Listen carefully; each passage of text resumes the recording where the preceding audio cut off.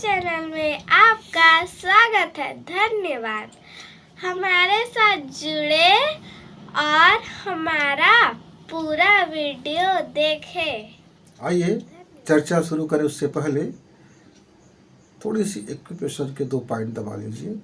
पहला काम ये करें, ये दोनों हाथ से इस तरह से प्रेस करें नथुने के बगल को और धीरे धीरे दबाएं। थोड़ा सा दबाव हो, मीठा दबाव, बहुत ज़्यादा ना हो, और गहरी सांस खींचिए, फिर छोड़ देवे। उसी तरह से ये दोनों भावों के बीच में जो मध्य स्थान है, आप इसको थोड़ा सा प्रेस करें, थोड़ी सी प्रेस करें और अंगूठा यहाँ दबा कर रखें और इसको उंगली की इस तरह से प्रेस करें। 5 बार प्रेस करने के बाद आप उंगलियों में ज़रा सा ताकत लगा दें और अपना चेहरा को धीरे धीरे दबाएं, ऐसा धीरे धीरे। और एक बार ओम की नाद कर लेते हैं। ओम।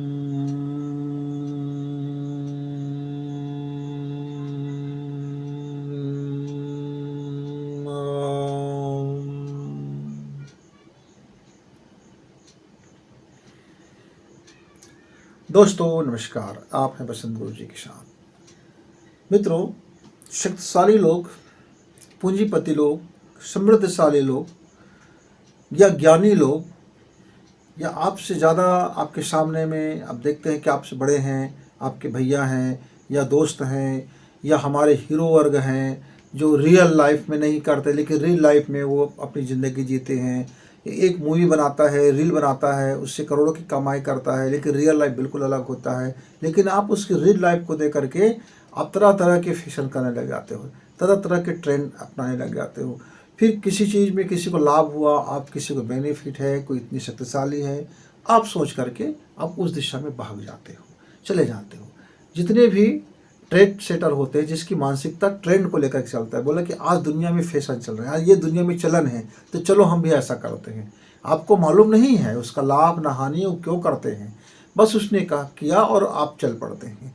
एक हीरो ने एक फिल्म में ऐसा एक कटिंग काट लिया, अजीब से अजूबा कटिंग काट लिया, पिक्चर चल पड़ा और कितने लोग उस अजूबे से कटिंग कटा करके घूमते रहे। अजीब अजीब ड्रेस पहन के लोग घूमते रहते हैं। एक समय दौर चला, घर में माता पिता की बात नहीं मानना, मतलब लाइफ की क्रांति का मतलब हो गया कि आपके माता पिता का हर डिसीजन को नकार दो और आप अपने को प्रगतिशील प्रोग्रेसिव आप बताते रहो कि हम प्रगतिशील विचारधारा के हैं, प्रोग्रेसिव विचारधारा के हैं, इसलिए हम आपकी बात नहीं सुनेंगे। फिर एक समय चला कि अंग्रेजी फैशन में आ गया कि अंग्रेजी स्कूल, जिससे देखो अंग्रेजी स्कूल, जिससे देखो इंग्लिश बोलने वाला school, English medium school, English वाले स्कूल, इंग्लिश स्कूल। क्यों भाई? नहीं, बस ट्रेंड है। और किसी बाबा जी ने ऐसा कुछ चमत्कार की कहानी बता दिया तो वो बाबा जी के लाखों फॉलोअर्स हो गए, फिर वो अब हो गए फॉलोअर्स हो गए। फॉलोअर्स मतलब अंधभक्त। चाहे आप रियल लाइफ के फॉलोअर्स हो या फिर रियल लाइफ के फॉलोअर्स हो, आप किसी को बिना सोचे विचारे यदि आप फॉलो करोगे तो भेड़ और आप में कोई ज़्यादा फर्क नहीं होता। भेड़ सिर्फ ये जानता है कि वो उसका मालिक है, चल रहा है, उसके पीछे पीछे चलना है। एक भेड़ कूद दिया तो उसको भी कूद देना है। लेकिन यहाँ का जो मालिक है वो कूदता नहीं है, वो कूदता ही नहीं बल्कि उससे वो लाभ लेता है, लाभ कमाता है। किसी एक ने कह दिया मैं भोजन में फलाना चीज़ खाता हूँ, मालूम हो रहा है कि कल से मार्केट में बूम हो गया, वो मार्केट बिकने लगा।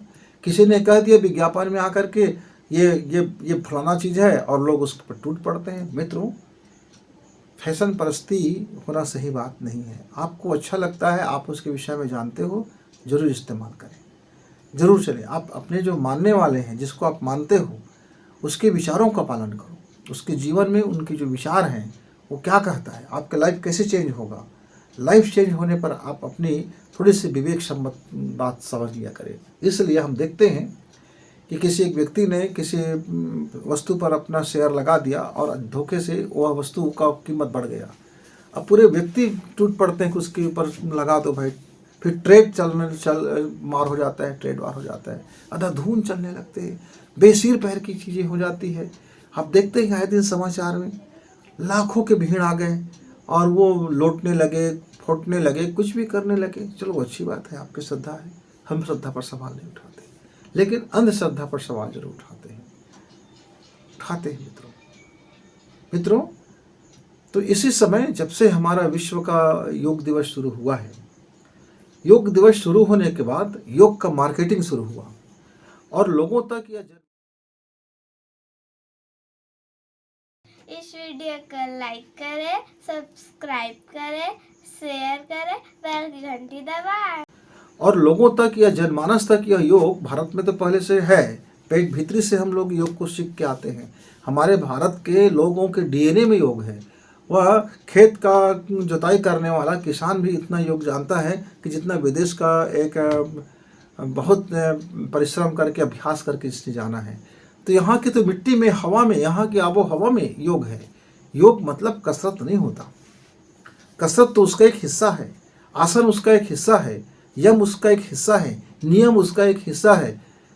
मित्रों, योग का तो समझ जाइए प्राणायाम, और प्राणायाम उसका एक उस मार्ग का सबसे शक्तिशाली मार्ग है योग तक पहुंचाने का।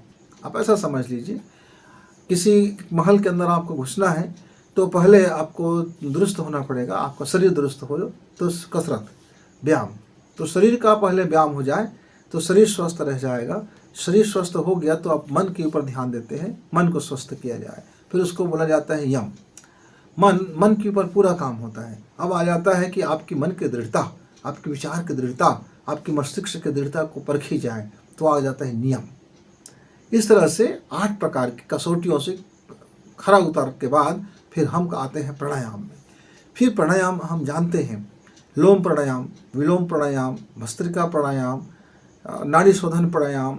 ऐसे करते करते एक एक दो दो अपने सारे धमनियों को, अपने हृदय को, अपने किडनी को, अपने ब्रेन को, अपने आँख को, अपने नाक को, अपने थायराइड को, तमाम अंगों के अलग अलग प्राणायाम होते हैं। उस प्राणायाम का कितना पैकेज लें, क्या करें, किस व्यक्ति का क्या स्वभाव है, कौन तामसी है, कौन सात्विक है, कौन रासिक है, किसका ब्लड ग्रुप क्या है, कौन कफज प्रवृत्ति के हैं, कौन पित्तज प्रवृत्ति के हैं और कौन रजस प्रवृत्ति के हैं। अलग कि कोई किसी का शरीर में वात प्रकोपित है, किसी के शरीर में पित्त प्रकोप विकृत हो गया है, किसी में कफ विकृत हो गया है, कोई जन्म से ही जिसके कफ विकृत के शिकार रहे हैं, कोई पित्त विकृत के शिकार रहे हैं। अलग तरह के हैं मित्रों। और आप एक जैसे प्राणायाम करने लग जाओगे तो फिर हो गया, तब तो फिर मुसलचंद हो गए, दाल भात में मुसलचंद आ गया, फिर हो गया कहीं कहीं कहीं करोड़ा भानुमति ने कुंभा जोड़ा, और जगह भी दबाव हुआ तो भर ले गिर गया, भर आके गिर गया, कोई मतलब नहीं रह गया, लाभ होता नहीं है फिर मित्रों। और सबसे कठिन चीज़ जो है, जो पावर हब है, आजकल ये फैशन चल पड़ा है। आजकल बड़े मार्केट में इसका ट्रेंड है कि हम शक्तिपात का शिविर लगा रहे हैं, आइए और शक्तिपात करेंगे, आपके जीवन का सारा कष्ट दूर हो जाएगा, आपके जीवन में सुख बरस जाएगा, आनंद बरस जाएगा, ये जैसे बाहर से आता हो। मित्रों, दुनिया में कोई व्यक्ति आपको बाहर से सुखी नहीं कर सकता, आप करके देख लो। दुनिया में कोई व्यक्ति बाहर से आपको आनंदित नहीं कर सकता, आप करके देख लो। दुनिया में कोई व्यक्ति आपको बाहर से शक्तिशाली नहीं बना सकता, करके देख लो। दुनिया में कोई व्यक्ति बाहर से आपकी कुंडलिनी की जागरण नहीं करा सकता, करा के देख लो। दुनिया में कोई व्यक्ति आपके विचार को नहीं बदल सकता जब तक आप राजी ना हो, बदलवा के देख लो। ताला बंद है, उसके भीतर में आप प्रवेश नहीं कर सकते। ये आपका लोहे का दरवाजा नहीं है जिसको आप तोड़ दो, ये अंदर की लाक है।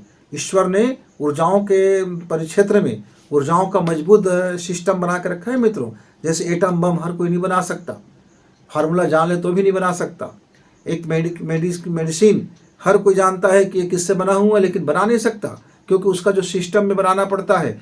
तो जब एक मामूली बुखार की 10 पैसे की दवा के लिए इतनी बड़ी लेब होता है और उसको एक अनुपात में बनाई जाती है, एक सिस्टम में बनाई जाती है, तब कहीं जाकर के वो अधन्नी रुपए का एक दवा बनता है। और आप ये सोचते हो दुनिया की जो शक्तिशाली एनर्जी हब है, जो परमाणु बम से भी ज़्यादा शक्तिशाली है, वो आप ऐसे ही बांटते फिरोगे और लोग को मिल जाएगा। मित्रों, ऐसे लोगों से सावधान हो जाइए जरा। ये चक्र फैशन की चीज़ नहीं होता, ये 7 चक्रों को जगाना फैशन की चीज़ नहीं होता। अपने सुषुम्ना नाड़ी में एनर्जी भरना ये फैशन की चीज़ नहीं होता। अपनी रीढ़ की हड्डी में बोन मैरो को एक्टिवेट करना ये फैशन की चीज़ नहीं होता। आप अपने आज्ञा चक्र में कोई बात को डालना ये फैशन की चीज़ नहीं होता। आप विशुद्ध आज्ञा चक्र में किसी बात को लेकर के ऐसा कुछ भी प्रयोग करना ये खेल खिलौना नहीं है मित्रों। ना आपका हृदय चक्र खेल खिलौना है, ना आपका कंठ चक्र खेल खिलौना है, ना आपका नाभि चक्र खेल खिलौना है, ना आपका मूलाधार चक्र खेल खिलौना है, ना आपका ब्रह्मरंध्र खेल खिलौना है। मित्रों ये खेल खिलौना नहीं है। आप जानते हो आपके शरीर में लाखों न्यूरॉन्स है और लाखों न्यूरॉन्स में अरबों पॉइंट्स होते हैं और वो अरबों पॉइंट्स में उतनी जगह में आपका एनर्जी घूमते रहता है। सबको एनर्जी जीवित रखता है आपका ऊर्जा।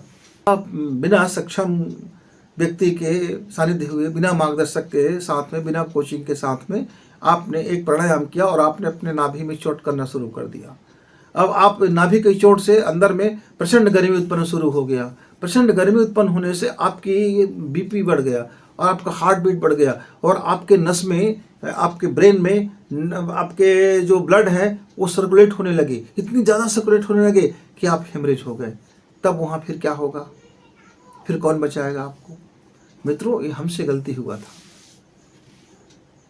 था। इसलिए हम आपसे सावधान करते हैं कि आप बिना कुशल मार्गदर्शक का ऐसे जो जानलेवा प्रयोग है, ऐसे जो महान शक्तिशाली का प्रयोग है, अखिल ब्रह्मांड की शक्ति को साधने के प्रयोग है, इसको यूं ना किया जाए। इसका लाभ मिल सकता है बिना आप इस तरह से फैशन में आए, बिना प्रयोग किए इसका भरपूर लाभ आपको मिल सकता है। जरूरी नहीं है कि आप जा कर के बिजली बनाओ। बिजली बनाने का काम सरकार के हिस्से में है, क्योंकि उसके पास बड़े पैमाने में इंजीनियर्स होते हैं, धन होते हैं, स्थान होते हैं और प्रैक्टिकल करते रहते हैं, प्रयोग करते रहते हैं। उसके पास तमाम संसाधन होते हैं।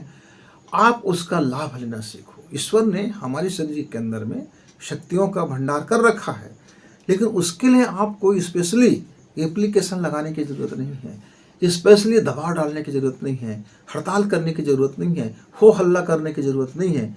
बस 3 चीज़ें ईश्वर ने कहा कि 3 चीज़ें आप ठीक कर लो, मैं ऑटोमेटिक आपका लाभ देना शुरू कर दूंगा। वही बिना जागरण किए, बिना शक्तिपात किए आपको पूरा का पूरा आपको मेरा लाभ मिलेगा। तो वो क्या कह दिया? उसने कह दिया कि आप अपना ज़रा अर्थिंग ठीक कर लीजिए। अच्छा, दूसरी बात कहा कि आप अपनी गर्म तार ठीक कर लीजिए जिसमें से धारा प्रवाह होता है। और तीसरा क्या कहा कि आप अपनी ठंडी तार को भी ठीक कर लीजिए। मित्रों आप देखते होंगे कि किसी भी सर्किट में 3 प्लग होते हैं, 3 पिन होते हैं। एक आपका पॉजिटिव, एक आपका निगेटिव और एक हो जाता है अर्थिंग। अर्थिंग मतलब धरती से जुड़ जाना। और जिस बोर्ड में हमारा अर्थिंग टच नहीं रहता, वहाँ बड़ी बड़ी मशीनें और हैवी कंप्यूटर्स या बड़े बड़ी चीज़ों को हम नहीं चला सकते, क्योंकि फिर उसको दोनों को संभालने वाला नहीं रह जाता। तो हमारा ये 3 चीज़ें क्या है? ट्रांसफार्मर, इसको हम लोग ट्रांसफार्मर बोल देते हैं। उधर से भैया 1 लाख वोल्टेज का करंट आ रहा है, उसको बदलने के लिए 11,000 वोल्ट में बदलने के लिए बड़ी बड़ी जंक्शन बने हुए हैं। अच्छा, और वो बड़ी बड़ी जंक्शन से 11,000 वोल्टेज अब पास होने लगा है। अब मेरे गांव में आ गया। अब मेरे गांव में उस वोल्ट को 440 से बदलने के लिए एक और ट्रांसफार्मर लग गया। अच्छा भाई, अब वो 440 वोल्ट को नियंत्रित करने के लिए मेरे घर में एक पावर कट लग गया जो 330 तक उसको कंट्रोल करते रहता है। भैया 330 से ज़्यादा मैं नहीं भेजूंगा, क्योंकि यहाँ का उपकरण 330 से ज़्यादा के लिए वो क्षमतावान नहीं है। अब आ गया मेरे टीवी में भी कई सर्किट ऐसे होते हैं कि जो 440 को 1 वोल्ट, 2 वोल्ट, आधा वोल्ट, आधा से भी कम वोल्ट और उससे कम वोल्ट, कहीं 3 वोल्ट, 10 वोल्ट, 20 वोल्ट, ऐसे वो नाप अलग अलग जाल फैला देता है और सबको ज़रूरत के हिसाब से खुराक देता है। चाहे कंप्यूटर हो, चाहे टीवी हो, चाहे मोबाइल सर्किट हो, सारी जगह एक जैसे लाइट से गुजर नहीं चलता। वैसे ही हमारे लाइफ के अंदर में तमाम सर्किट है। उस सर्किट को हमारी एनर्जी पावर से उसको उसके अनुरूप मिलते रहता है। कम ज़्यादा हो जाता है तो थोड़ी हम तकलीफ में आ जाते हैं। तो हमारा जो थायराइड ग्रंथि है मित्रों, ये थायराइड ग्रंथि हमारे सभी ऊर्जाओं को नियंत्रित करते रहे, इसीलिए इसको मास्टर ऑफ मास्टर ग्लैंड कहते हैं। ये आज्ञा चक्र का भी मास्टर है, हेड मास्टर से भी ये ऊपर का मास्टर है। तो अब इसको क्या करें? 3 हमारे ट्रांसफार्मर होते हैं, तीनों से जुड़ना होता है। एक हम अपना आहार ठीक करें। हम जिस अनुकूल वातावरण में रहते हैं, हम जिस भूमि में रहते हैं, और हमारी जो आंत की बनावट है, हमारी जो दांत की बनावट है, हमारी जो जठर रस की शक्ति है, हमारी जो पाचन शक्ति है, हमारे जो काम करने के तरीके हैं, उसके अनुरूप आहार लीजिए। अब एक व्यक्ति को ध्यान करना था, मेडिटेशन करना था, अब उसने मुर्ग मसल्लम ठोस के भर लिया पेट में। अब उसका ध्यान लग ही नहीं रहा है, रक्त रंजित ध्यान आ रहा है। क्यों? क्योंकि भाई उन्होंने अभी एक जीव हत्या की और उसको मसालेदार बना करके खूब ठोस लिया है। अब तो पूरा जठर रस उसको पचाने में लगा हुआ है और जठर रस पचा नहीं सक रहा है तो उपद्रव खड़ा हो रहा है। तमाम तरह की चीज़ें उसके पेट में बढ़ता चला जा रहा है, उसकी मानसिकता में फर्क आ रहा है। तो जिस काम में आप हो, कसाई हो, हत्या करने की इरादा है तो ब्लड का खेल खेलो, ब्लड वाला आपका रहेगा। लेकिन आप शांति से जीवन जीना चाहते हैं, खुशी पूर्वक, आनंद पूर्वक, तो दूसरा ट्रांसफार्मर का उपयोग आता है। आहार पहला जरूरी है मित्र, आहार, और दूसरा होता है विहार। विहार मतलब आचरण, कि आंखें आपकी क्या देखती है, जो देखती है तो विचार आपका क्या सोचता है। मान लीजिए एक 18 साल का लड़का है और किसी 16 साल की लड़की को जाते देखा, तो उनकी आंखों ने एक लड़की देखा, ठीक, पर उस लड़की में क्या देख लिया, वो अंदर से क्या अनुभव कर लिया, उस लड़की के बाबत उसने क्या सोच लिया।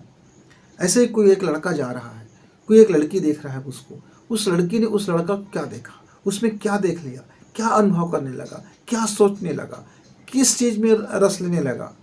तो ये विहार है। आपका आचरण, जितनी ज़्यादा आपकी आचरण मनोवैज्ञानिक होगा, जितनी आचरण आपका सामाजिक और नैतिकता से भरा होगा, जितनी आचरण में आपकी शुद्धता होगी। आचरण कहने का मतलब शरीर से क्रियाकलाप ही नहीं, बल्कि उस शरीर के पीछे छिपे हुए जिसको आप छिपा लेते हो मन के भीतर पर्दा में, वह पर्देदारी में भी नहीं हो, पर्देदारी में भी नहीं तो भैया मैं तो उस आदमी को छेड़ा नहीं हूँ भाई, गुरुजी मेरा आचरण बड़ा साफ है, लेकिन मन से आपने तो छेड़ लिया है भाई, तो आपके शरीर की ऊर्जा में परिवर्तन हो गया। आपका शरीर ये बताने लगा कि आदमी आपने छेड़ लिया है।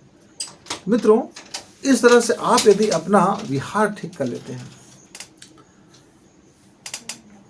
आहार इसलिए जरूरी है मित्र, क्योंकि आहार का जो रस बनता है उसी से रसायन बनते हैं, और उसी रसायन से हमारी जो ग्रंथियां हैं उन ग्रंथियों का पोषण होता है, और उस ग्रंथि में वही तत्व बढ़ेगा जिसको हमारा पेट पचा करके रस बनाया है और रस से उसको रसायन में बदला है। इसलिए उनका जो घट बढ़ है वो हमारे जीवन को प्रभावित करता है। फिर विचार आ जाता है, मतलब आचरण। आचरण यदि आपका क्रियाकलाप, आपका शारीरिक क्रियाकलाप और आपका मानसिक क्रियाकलाप में यदि आपने समझदारी से जीवन जी रहे हैं, तो फिर आपके जीवन में शुद्धता उतरेगी।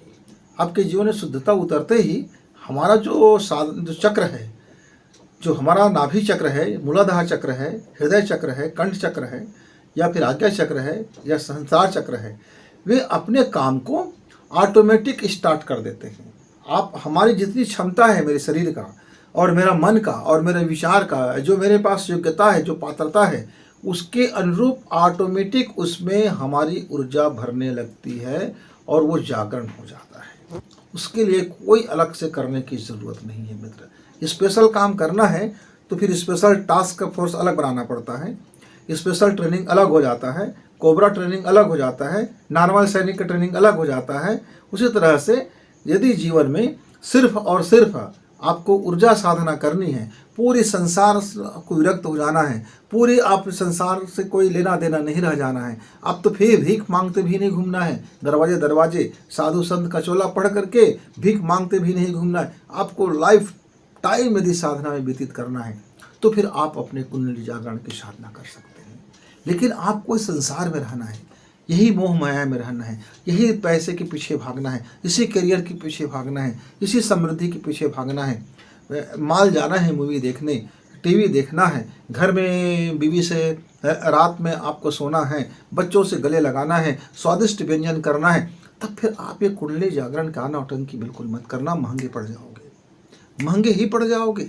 इस फैशन मत उतर जाना, सोच मत लेना। आप देखते हो ना, एक छोटा सा 440 करंट का बिजली खंभे में दौड़ती रहती है और नंगे हाथ से यदि आप छू लेते हो, नीचे में यदि आपने जूता नहीं पहन रखा है, तो ऐसा करंट देता है कि आपका होश बिगड़ जाता है। और यहाँ तो कोई 1000 वोल्ट का करंट निकलेगा, फिर उसको क्या करोगे?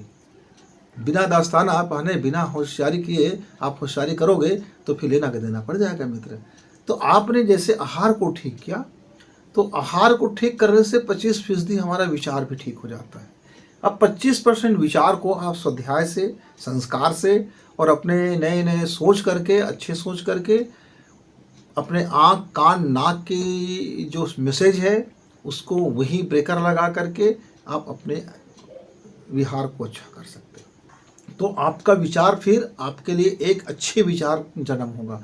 यदि आपने सकारात्मक विचार को चुना है, सकारात्मक कार्य को चुना है, बड़ा दिल को चुना है, हृदय को चुना है, भावनात्मक को चुना है और आपने नैतिकता को चुना है, नीति को चुना है, तब ये तीनों मिल करके एक ऐसा ज़बरदस्त ट्रांसफार्मर बन जाता है, या त्रिकोण बना करके आपके जीवन के सातों चक्र को जागृत ही कर देता है। इसलिए तो कहते हैं मेरे कई मित्र, मैं एक दिन बड़े आँख बंद करके सोचा कि मेरे घर में फलाना चीज़ मेरा हो चुका है और हम लोग बहुत हंसी खुशी हैं और बहुत उल्लास मना रहे हैं। तो उसने कहा हम कुछ दिन के बाद देखते हैं गुरुजी कि वह वातावरण बन गया और सचमुच में हमको तरक्की मिल गया और सचमुच में हमारे घर में बड़ी हंसी खुशी चीज़ आ गई। ये कहाँ से आता है? ये अंतर्ज्ञान कहाँ से आता है? ये सूक्ष्म शक्ति कहाँ से आता है? ये प्रकट कर देने की शक्ति कहाँ से आता है? ये यहीं से आता है। तो मित्रों, देखा देखी फॉलो करते हुए, चलन करते हुए आप यूं ही ऐसे शक्तियों के साथ छेड़छाड़ ना करें। ये जो हमारे अंग्रेजी मित्र बोलते हैं मेडिटेशन मतलब फोकस माने मेडिटेशन, इस पर आप मत उलझिए। मेडिटेशन बिल्कुल अलग चीज़ें हैं, समाधि बिल्कुल अलग चीज़ें हैं, चक्र साधना बिल्कुल अलग चीज़ें हैं, एनर्जी हब बिल्कुल अलग चीज़ें हैं, ऊर्जापात बिल्कुल अलग चीज़ें हैं, एक्यूप्रेशर अलग चीज़ें हैं, मेडिकल अलग चीज़ें हैं और योगाभ्यास अलग चीज़ें हैं। मतलब शारीरिक व्यायाम अलग चीज़ें हैं, मानसिक व्यायाम अलग चीज़ें हैं, साधना अलग चीज़ें हैं, तपश्चर्या अलग चीज़ें हैं, उपासना अलग चीज़ें मित्र। ये सब एक अलग अलग अपने अपने क्षेत्र में, ये सब में बड़ी पावर है। कोई व्यक्ति ने कह दिया हम शक्तिपात करते हैं, आप भी लोभ में चले जाते हो, शक्तिपात हुआ नहीं हुआ आप जानिए, लेकिन ऐसे मत जाया करें। हाँ, आप यदि साधना करना चाहते हैं तो मुकम्मल तैयारी कीजिए, आहार को ठीक करें, विहार को ठीक करें और विचार को ठीक करें। ये तीनों ठीक करते ही आप अपने घर में, अपने पूरे फैमिली के साथ रह करके, अपने सामान्य जीवन जीते हुए फिर आप उस चीज़ को, उपलब्धि को प्राप्त कर सकते हो। उसके लिए रंग लगाने की ज़रूरत नहीं है, दाढ़ी बढ़ाने की ज़रूरत नहीं है, आपको त्रिपुण लगाने की ज़रूरत नहीं है और एक वेश बदलने की ज़रूरत नहीं है, ड्रेस बदलने की ज़रूरत नहीं है। फैंसी ड्रेस में तो आजकल फैशन, हम जानते हैं कपड़ों का एक अपना महत्व है। जज कपड़े पहन के ही जब बैठता है कुर्सी में तो जज जैसे लगता है, वकील कपड़ों के कारण वकील जैसे लगता है, एक डॉक्टर कपड़े के कारण डॉक्टर जैसे लगता है। पर जैसे लगना और होना दोनों में फ़र्क है। आपको लगता है कि जीवन आपको लोग साधु बना करके पूजा करें, तो आप साधु का फैंसी ड्रेस बना लीजिए, कर लीजिए, दाढ़ी बढ़ा लीजिए, चोटी लगा लीजिए और वो सब कर लीजिए, लेकिन जैसे रहोगे नहीं अंदर से।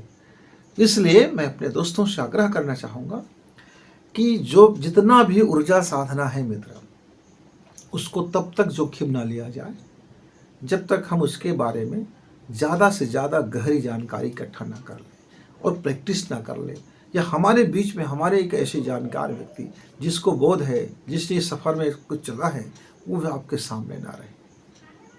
मित्रों, उम्मीद है कि आप भेड़ चाल से बचेंगे और अपने को बुद्धिमत्ता से काम लेंगे, सोचेंगे, समझेंगे, किसी भी तरह से चमत्कार को नमस्कार कहने में नहीं आएंगे और उसकी लॉजिक, उसकी विज्ञान और उसके ज्ञान, इस सब पक्ष पर सोचना आपका जिम्मेदारी भी है, आपका कर्तव्य भी है और आपका अधिकार भी है।